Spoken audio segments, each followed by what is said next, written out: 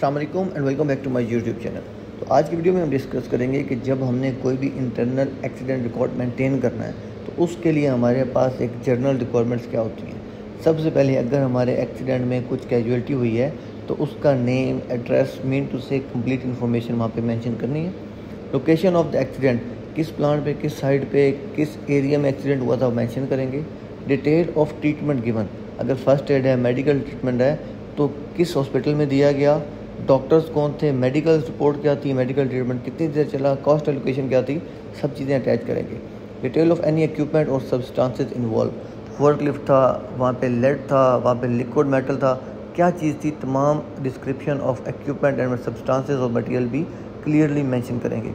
Detail of person completing the record, अब कौन सा कम्पिटेंट पर्सन या ग्रुप ऑफ पर्सन था जिन्होंने इंसिडेंट इन्वेस्टिगेशन रिपोर्ट डिज़ाइन की थी, उसको रिव्यू किया था और अप्रूव किया था, उनकी कंप्लीट डिटेल्स होनी चाहिए।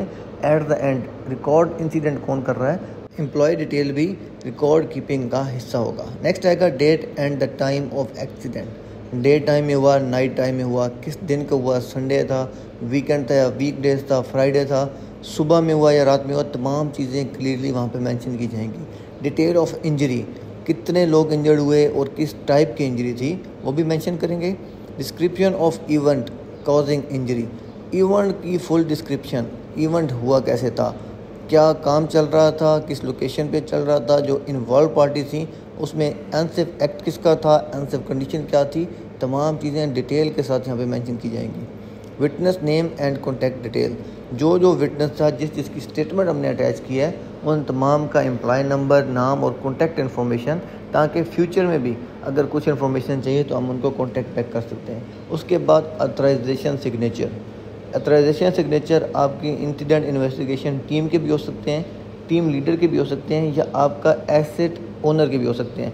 अदर वर्ड्स में मैं अगर बोलूँ तो आपका इंसिडेंट ओनर जिसके प्रेमिसेस में इंसिडेंट हुआ उस डिपार्टमेंट का manager is the most responsible person, उसके सिग्नेचर होके ये जो इंसिडेंट इन्वेस्टिगेशन की रिपोर्ट होगी फाइनली हमारे रिकॉर्ड का हिस्सा बन जाएगी, ताकि फ्यूचर में इसे हम रेफ़र बैक कर सकें।